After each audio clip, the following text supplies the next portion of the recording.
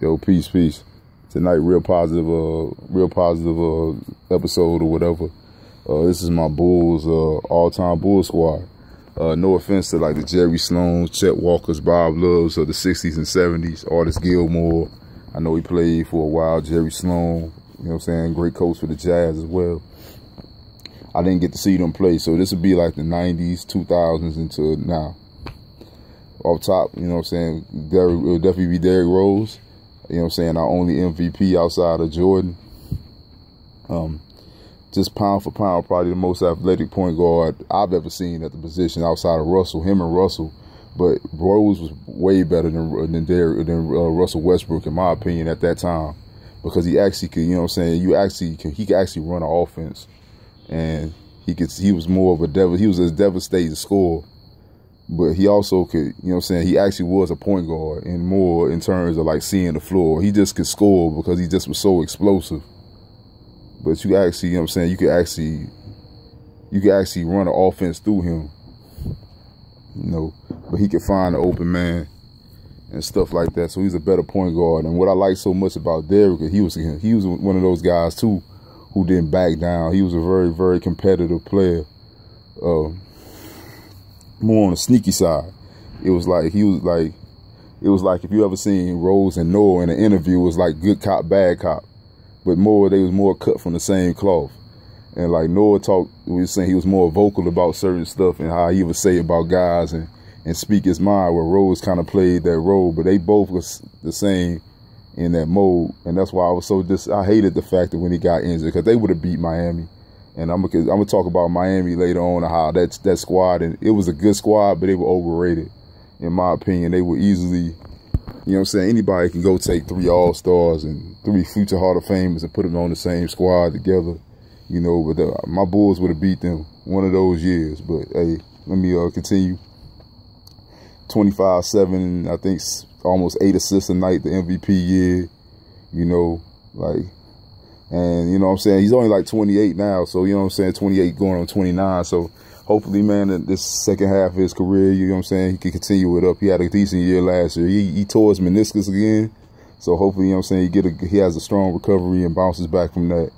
I wish him the best, man. You know what I'm saying, I always have a soft spot for Derrick. Wherever he go, I'm always be a fan. Number two guard, you know, of course, man, MJ, man, the 2-3. Another guy who I didn't get to see him, you know what I'm saying, I didn't see him when he was Ed Jordan flying through the sky. I more kind of appreciated him the second half of his career during that second three-peat, where, like, you know what I'm saying, he wasn't as explosive. He could still get up there, but he wasn't as explosive, but he was a more cerebral player. He picked spots where he could dominate. You know what I'm saying? He get other guys involved. He just knew when to take over a game, when to let his people, you know what I'm saying, get off. You know what I'm saying? Like, two of the, like, you know what I'm saying, 2 of the championships that won off of him giving up the rock. Not just the game-winning shot, him setting up the game-winning 3, like Paxson in 93 and Steve Kerr in I think it was 97 or 98, whichever year that was, that they got that, I think it was 98, but it was either 98 or 97, one of those two. But, you know, it's just, it's nothing. It's just possibly the greatest player of all time, so it's pretty much self-explanatory. But I'm going to talk more about those Bulls squads and how they would be killing teams out. They would be destroying teams these years now. Like, those Bulls squads were ahead of their time, especially the teams with Rodman and Kukoc and all those, and Harper and all them, those teams were ahead of their time. Number 3, you got the 3 small forwards, Scottie Pippen, of course, top 50 player of all time, ultimate team guy, 20, you know what I'm saying, 25-5 across the board. You know what I'm saying, could keep you honest by hitting the 3-point shot or the jump shot. One of the best defensive players to ever play, man. Could defend like 3-4 positions. You know what I'm saying? Just a great player. Devastating in the fast break. Those Bulls fast breaks used to be ridiculous. They were like, Like if people that weren't, how they used to see how Wade and LeBron, how quick they got up and down the floor, that was similar. You know what I'm saying? That it's similar in that mold of how the Bulls fast breaks used to run. Like, and it was just like it was ridiculous. Number 4, of course, man, the Worm. You know, Dennis Rodman, man.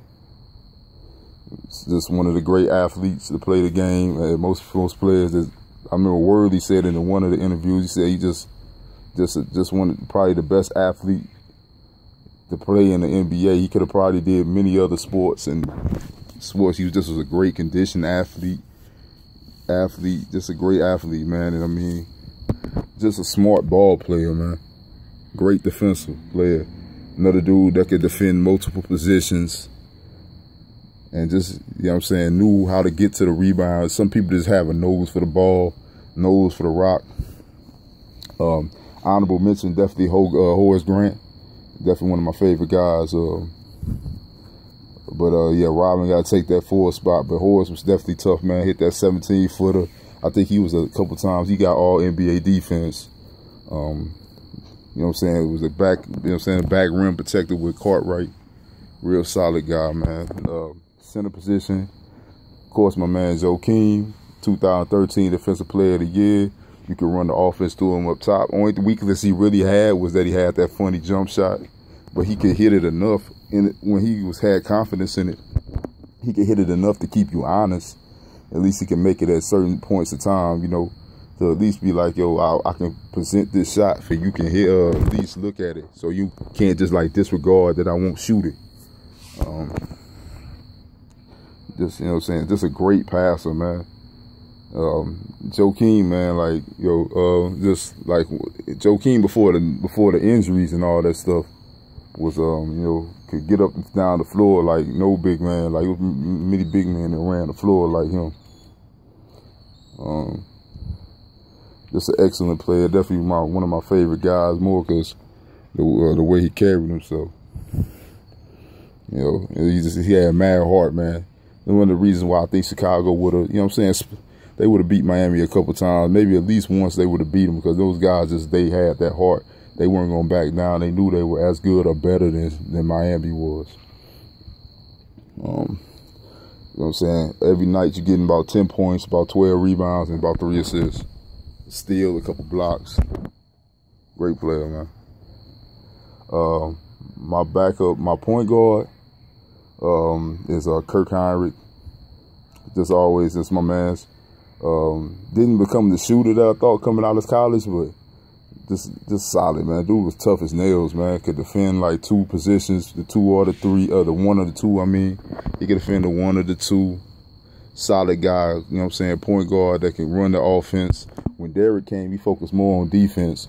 In 2009, his defense in the 2009 playoff series against Boston, which is in my opinion, one of the best playoff series of all time, was just like, incredible, man. He defended Paul Pierce for a lot of stretches. And, you know, Kirk was only like 6'3", or is, you know what I'm saying, he only 6'3", and he defended Paul Pierce tough during certain stretches of those games, man. The dude, he could ball, man. Very underrated guy. You know, like get you about 15 points, 6 assists. You know what I'm saying? Tough defense, man. This, you know what I'm saying, part of the baby bull resurgence when we finally, you know what I'm saying, started building back up again. My backup 2 guard would be Ron Harper. Ron Harper was one of the best 2 guards of that 90s era, man. He was right in the midst of, like, you know what I'm saying, behind Jordan and Miller. That's one of the better 2 guards in the league. You know, like, this is all coming off the head, so people with more knowledge could probably be like, yo, well, this guy could have been better or that guy. But Ron Harper was getting you 20, between 20 and 25 a night for a few years. Even after the knee injury in Clippers, he came back. He was, before the injuries, he was one of the best, probably one of the 5 best 2 guards in the league before the knee injury. And plus, he made LA presentable. Like, once he came to the Clippers, you know what I'm saying, they actually made the playoffs a couple times. You know what I'm saying? Him and Danny Manning and all them guys, you know what I'm saying, kind of changed the atmosphere there for a little while before they started shitting bricks again. But Ron Harper definitely is tough as nails, man. And once again, I'm going to go back into this, how, like, you had Harper, Jordan, Pippen, and Rodman. Those four. That team was just transcendental into the era that we're in now. But my 3 is gonna be, it's a tough one, man, between Tony Kukoc and Luol Deng.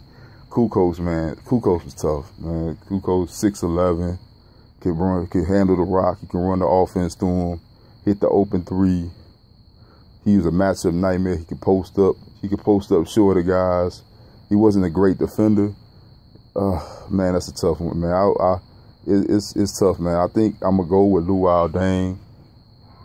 Deng with the honorable mention, of course, with Kukoc. But Deng in his prime was an Iron Man. Gave you about 37 to 39 minutes every night. All defense, NBA All-Star, about 18 points and 8 rebounds. Like, Luol was tough, man. You know what I'm saying? Lou was tough. You know what I'm saying? Thibodeau was my man, but I think a lot of the reason he ran a lot of guys into the ground, and he was one of the guys. He was even running Butler into the ground. I think that was one of the reasons why.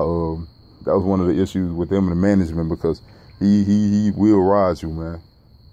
And that was the deal. Like, that's the only thing in Minnesota with some of those guys. Like, he's got some real young guys, so it shouldn't really hurt him. Like with Towns and Wiggins and Chris Dunn and all them dudes over there. I mean, it shouldn't be the menace issue shouldn't be a big deal. But definitely, Luol Deng is going to be my 3. 4, of course, is my 4 would probably be Horace Grant. You know what I'm saying? I already spoke about that. Horace Grant is, you know what I'm saying, a very good player. Spoke about that earlier. And my 5 would be Tyson Chandler. Even though we got Tyson started developing towards after he was leaving. All right, what's going on? Tyson started developing after. Once he went to New Orleans, he started becoming that double-double monster that he was and stuff. But he when we fought the Baby Bull resurgence happened, he was one of the main, you know what I'm saying, reasons behind the resurgence stuff. He was the defensive player that Eddie Curry wasn't, and Eddie Curry was the offensive player that Tyson wasn't. So they kind of like complemented each other in that time. So definitely, man. Honorable mention is not really honorable mention, man. Jimmy Butler is going to be, I mean, I could have put Jimmy Butler there, but I mean, he still got many years to go. So he's pretty much there. He's a better player. He's already had probably arguably a better career than Ron Harper has, or an equal career. And he, you know what I'm saying, he's still in his prime. So who knows with Jimmy. And that's Bill Cartwright, of course, was just a great player, part of that three, you know what I'm saying, that 3-peat. Another one of my favorite players was BJ. BJ was dumb nice, open shooter, could get to the rim. He could slash and get to the cup too, hit that open 3-pointer. I was always a big BJ fan and stuff, you know, the babyface assassin. He was the original babyface killer. You know, the original BFK. So, that's pretty much it, man. Like, in this YouTube clip, I'm gonna put the highlights. I'm gonna write down my team, and then I'm gonna put the highlights of all